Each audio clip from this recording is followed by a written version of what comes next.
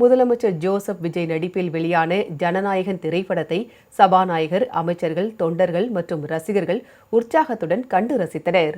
தடைகள் பல கடந்து ஜனநாயகன் திரைப்படம் இன்று உலகம் முழுவதும் வெளியாகியிருக்கிறது. சென்னை ராயப்பேட்டை சத்யம் திரையரங்கில் வெளியிடப்பட்ட முதலமைச்சரின் ஜனநாயகன் திரைப்படத்தை சபாநாயகர் ஜே.சி.டி. பிரபாகர் கண்டுகளித்தார்.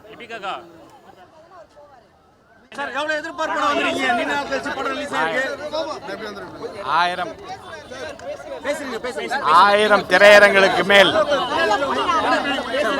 உலகம் முழுவதும் இருக்க தமிழர்கள் ஆவலோடு எதிர்பார்த்து கொண்டிருக்கிற ஒரு திரைப்படத்தை காண்பதற்காக உள்ளே செல்கிறேன். பார்த்துவிட்டு பிறகு பேசுகிறேன்.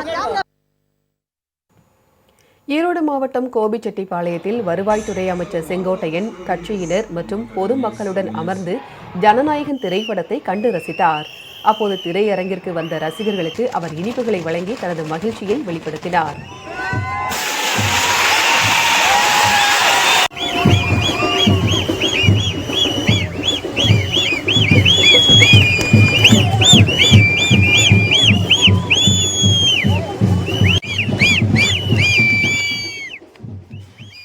ஈரோட்டில் முதலமைச்சரின் ஜனநாயகன் திரைப்படத்தை கைத்தறித்துறை அமைச்சர் விஜயபாலாஜி தனது குடும்பத்தினருடன் கண்டு ரசித்தார்.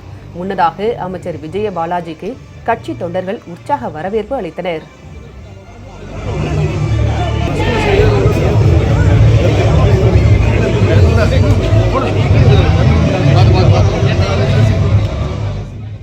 கடலூரில் வீட்டு வசதித்துறை அமைச்சர் ராஜ்குமார் ரசிகர்களோடு ரசிகராக தியேட்டரில் அமர்ந்து முதலமைச்சரின் ஜனநாயகன் திரைப்படத்தை உற்சாகத்துடன் கண்டு ரசித்தார்.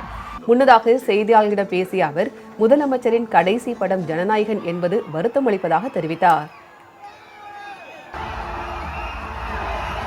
அமைச்சர்லாம் ரெண்டாவது தான், முதல்ல ரசிகர் தான். அதனால் அந்த படம் ரொம்ப எதிர்பார்ப்பாக நாங்கள் எதிர்பார்க்குறோம். ஏன்னா பல தடைகளை தாண்டி இந்த படம் இன்றைக்கி வெளியே வந்திருக்கு. அதுவும் குறிப்பாக அந்த டைட்டில் கார்டில் மாண்புமிகு முதலமைச்சர் அப்படின்னு பார்க்கும்போது ரொம்ப ஒரு உணர்ச்சிகரமான ஒரு நிகழ்வாக இருக்குது. ரொம்ப சந்தோஷமாக இருக்குது சார். காஞ்சிபுரத்தில் தொண்டர்கள் பட்டாசு வெடித்தும் பாலாபிஷேகம் செய்தும் நடனமாடியும் ஜனநாயகன் திரைப்படத்தை உற்சாகத்துடன் கொண்டாடினர். இந்நிலையில் அமைச்சர்கள் தென்னரசு மற்றும் ரஞ்சித் குமார் ஆகியோர் ரசிகர்களுடன் திரைப்படத்தை கண்டு ரசித்தனர்.